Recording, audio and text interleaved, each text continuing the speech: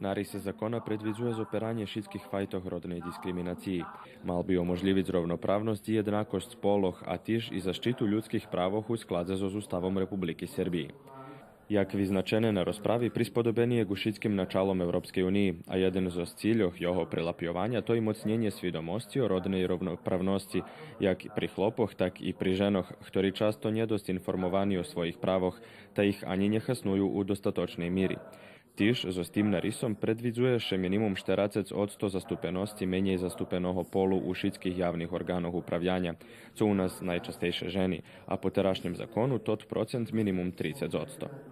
Proces finansovanja z budžetu za toti nameni u autonomnej pokrajini Vojvodini počal pred 2 rokami i co še toho dotika pokrajina najlepší príklad takej praksi u Srbiji, zaključene na nješkajšej rozpravi.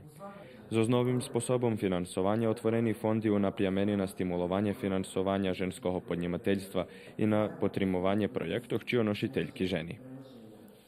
Zakon vyznačený jak jeden zo prioritetných u Ministerstve za robotu, obezpečovanie roboty borecký sociálne pitanja u 2018 roku, a plán, že by prešol pre skupštinskú procedúru i stúpil na moc po koniec roka.